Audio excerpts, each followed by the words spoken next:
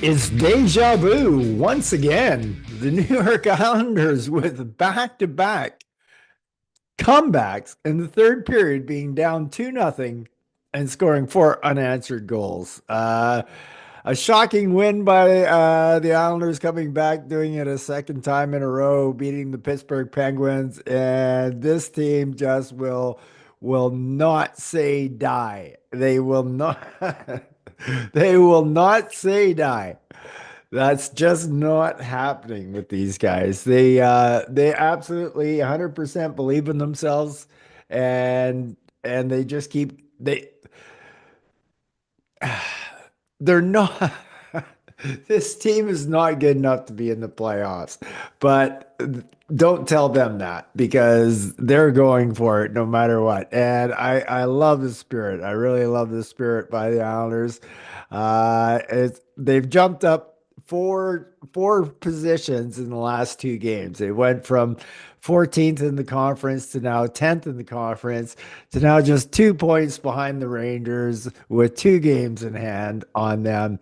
But the big one is 3 points behind the Montreal Canadiens, and we're at even games with the Canadiens. However, if we end up tied with the Canadiens, we'll win by tiebreaker because of the regulation wins. So uh, the Islanders just will not go away, folks. They will not go away, and it's been pretty fun and pretty exciting to watch. Tonight, I couldn't help but just chuckle during the game because it was fun to watch. It was fun to watch. It was fun to watch them do their thing, and they really they should be proud of themselves. They should be proud of themselves. So anyway, in typical Islander fashion, we let a young hockey player score his first NHL goal against New York Islanders. It happens quite often, and it's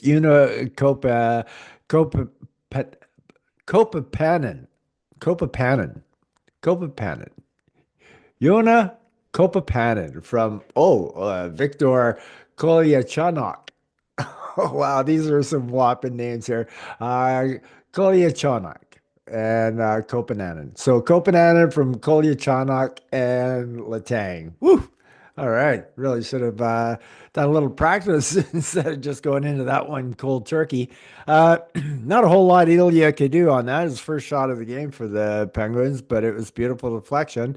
And as is the way, many deflections they seem to find their way into the Islanders' net. It's just the way it is, and yeah, it's kind of unfortunate. And then we hit danger zone late in the first period, and just really a great goal by Sidney Crosby. Just very opportunistic and just quick snapshot, top shelf. Ilya didn't have a chance on it. Crosby gets his 24th of the year from Timmins and Graves.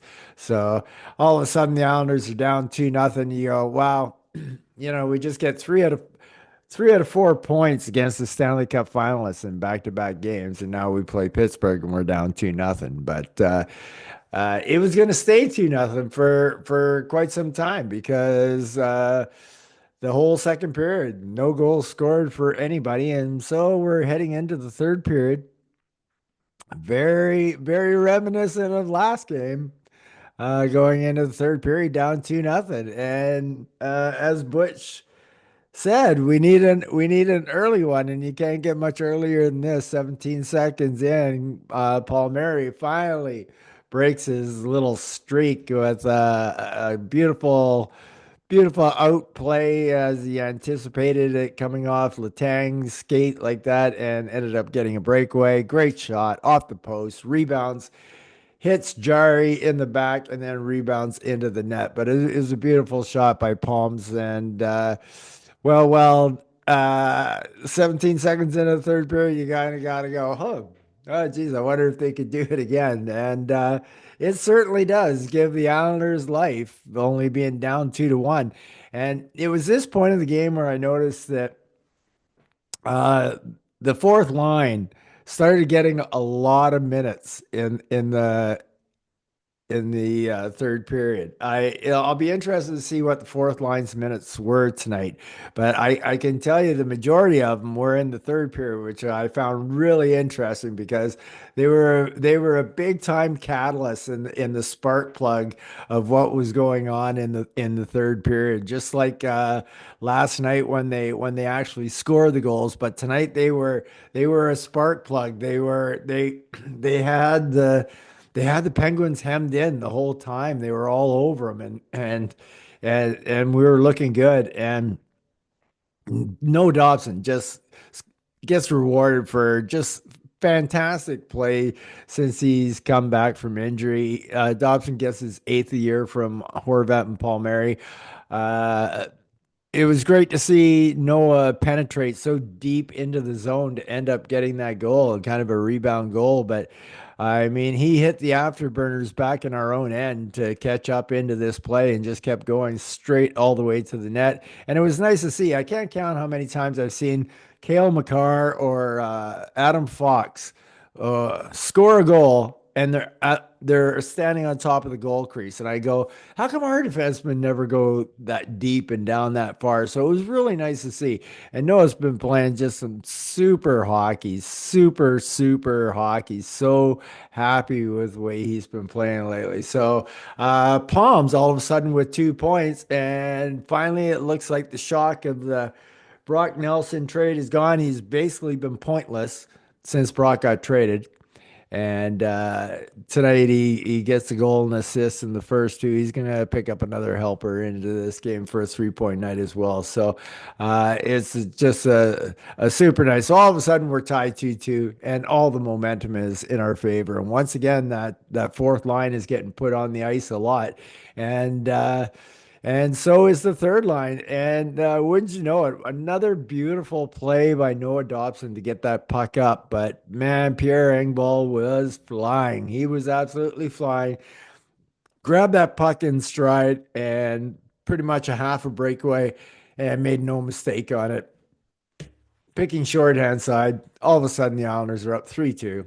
There's only there's only 7 minutes left in the game, and you're going, oh my God. We're winning again, scoring 3 goals in a row. Are we going to get an empty netter as well and be deja vu just like last night? Well, yes, indeed. That's exactly what was going to happen. Exactly what was going to happen. It was going to be by the same person. Simon Holmstrom looks like he's become our empty net king, scoring his 16th goal of the year, which is a career high for him. And this is where Palms picks up his third points of the night. So, really great night for Palmieri getting an assist on that empty netter. And the Islanders are up 4-2. And it's another fantastic third period comeback. And the Islanders do it again, back to back. They never say die, Islanders. It's just amazing their perseverance in this game and last game to get up there and to all of a sudden now be 10th place in the conference. Like everybody's going, oh, there's so many teams you got to pass. In 2 games, we passed 4 teams. I mean, that's crazy.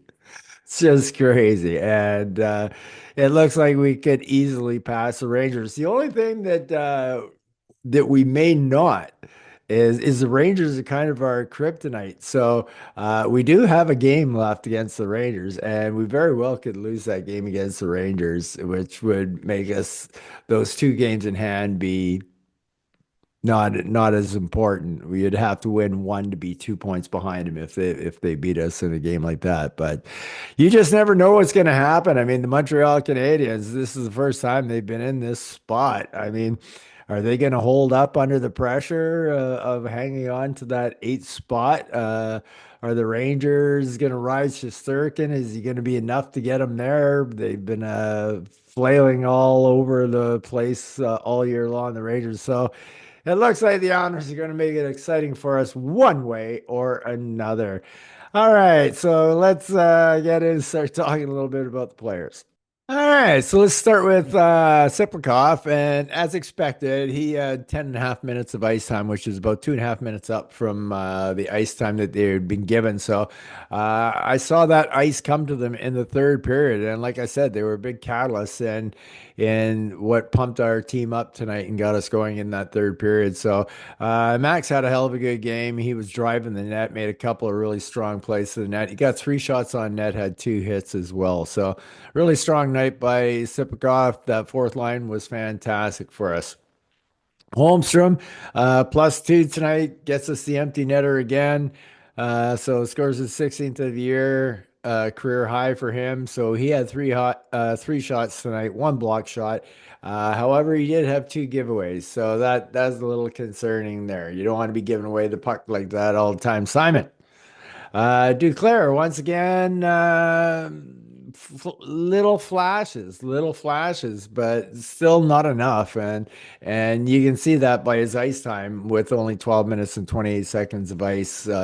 He had 2 block shots tonight, but that's pretty much all he did out there. There was a couple of times, he revved the engines, kind of went around like Barzell does, doing the around the world behind the net and that. But still not enough from Anthony. We're going to need more from Anthony in the future, that's for sure.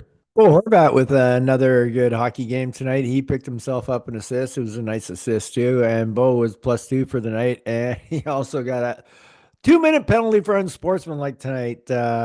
Looks like Bo kind of reached his limit there with the ref, and he kind of had a word or two to say to him. And Bo did that in 19 and a half minutes of ice time. He had 3 shots on net, 1 hit, but he did have 2 giveaways. It's kind of a typical Bo Horvat kind of night where he's all over the ice. Gets rewarded with an assist, and like if Bo gets a point a game, you can't complain no matter what, because he's not really a point of a game player. So you take what you can when you can get it. And I thought he had a good game, regardless, with his assists, and it was a nice play. So it was a valid assist as well. Mark Gatcomb, 9 minutes and 49 seconds of ice time tonight. I thought once again he was awesome. Spark plug. I thought the whole fourth line was a spark plug tonight.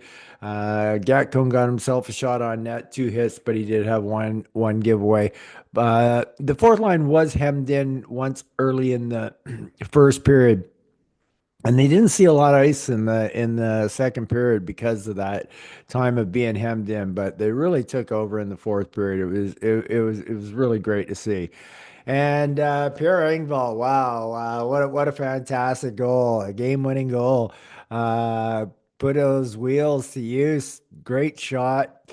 So Pierre, 3 shots on net tonight, 1 block shot, 1 hit, 1 giveaway.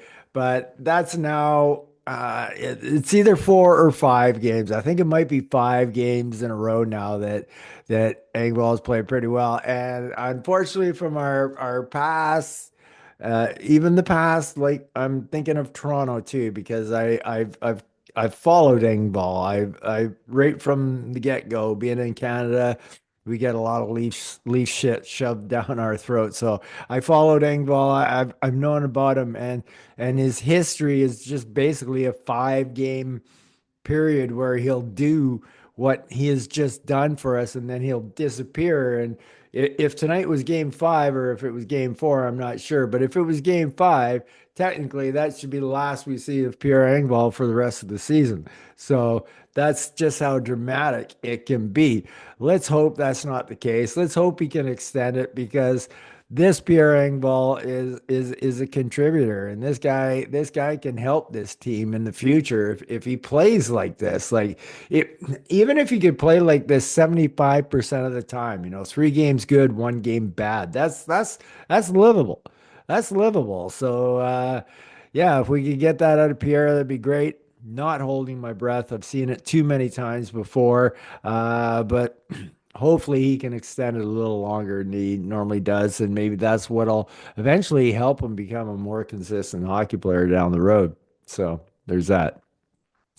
Hudson Fashion was rewarded tonight with an assist. So He got 14 minutes and 10 seconds of ice time tonight, two blocked shots, and he did also have a giveaway, but Hudson was very noticeable out there. He was really giving her out there, and like I said, that the fourth line was just pretty much fantastic, especially in the third period.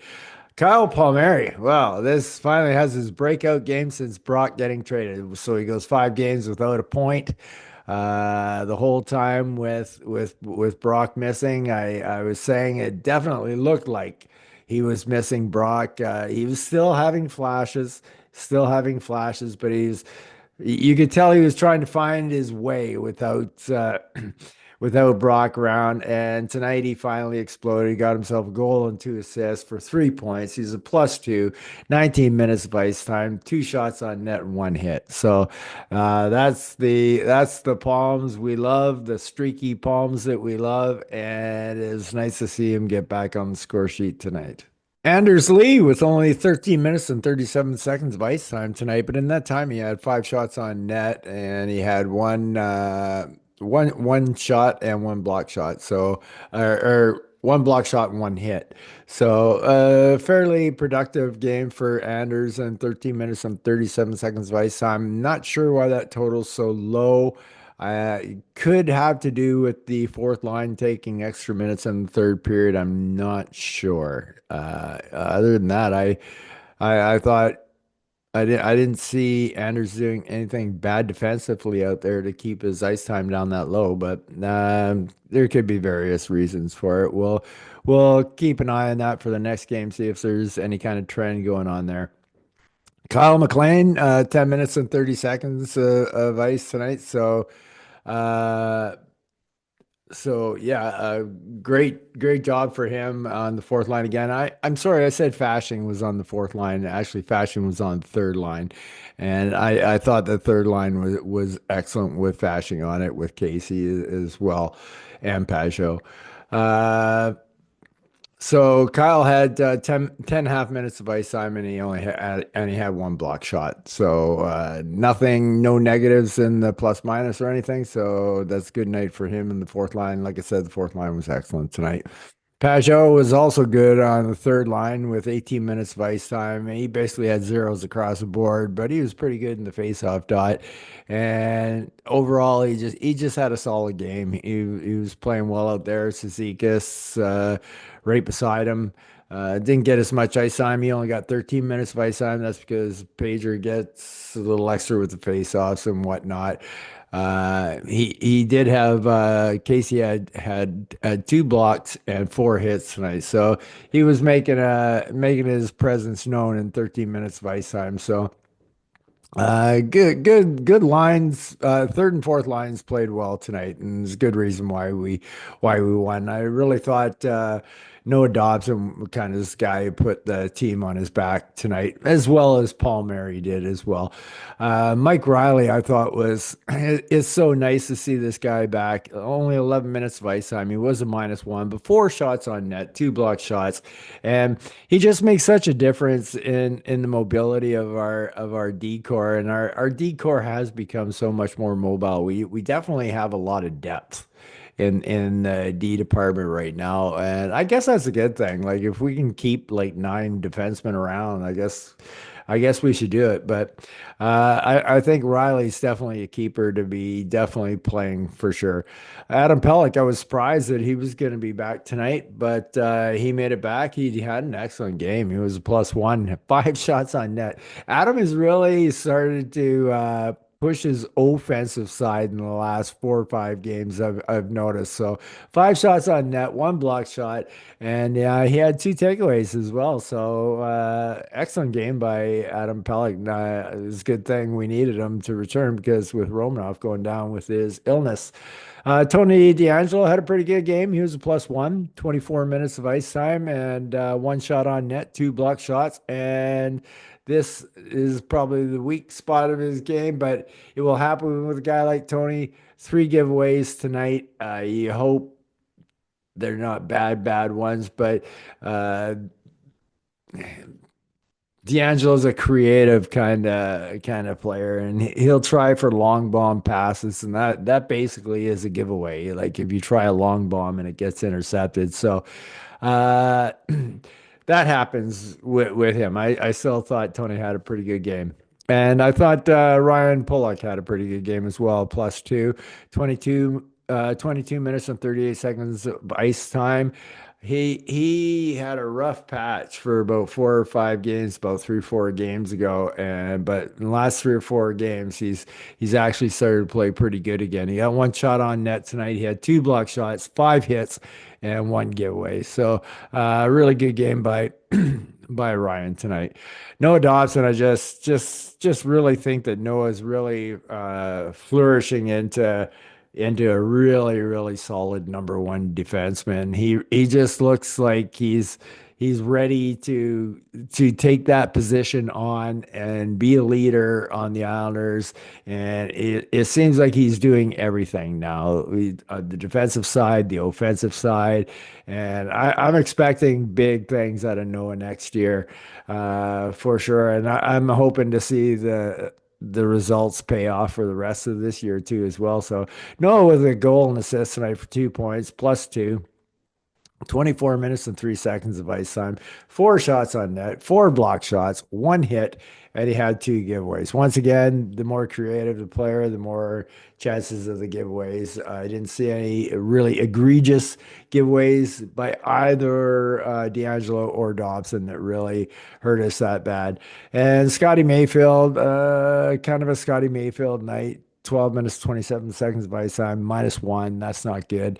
2 shots on net, 2 block shots, 1 hit. But even with Scotty being the -1, that's going to happen with a guy like Scotty. I mean, he's basically our sixth defenseman, and he's a player.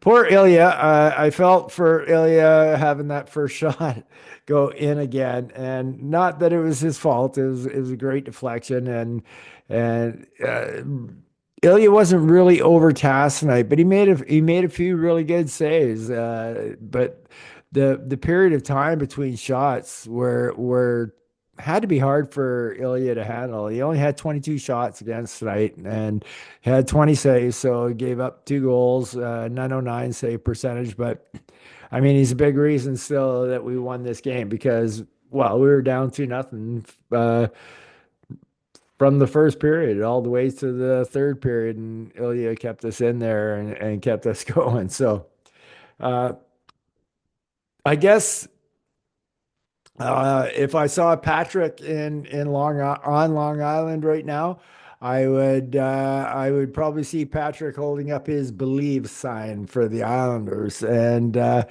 I guess you gotta believe and hope for it. I say let's go Islanders, let's go all the way. Winning is so much more fun than losing. It's just the way it is. So anyway, another exciting night, a deja vu kind of night. Back to back nights being down 2-0 and scoring four unanswered goals in the third to win hockey games is a fun way to watch hockey. So it was really good. So anyway, that's pretty much all I got for you tonight. So I hope all you guys and girls out there have a good night. Take care and peace out.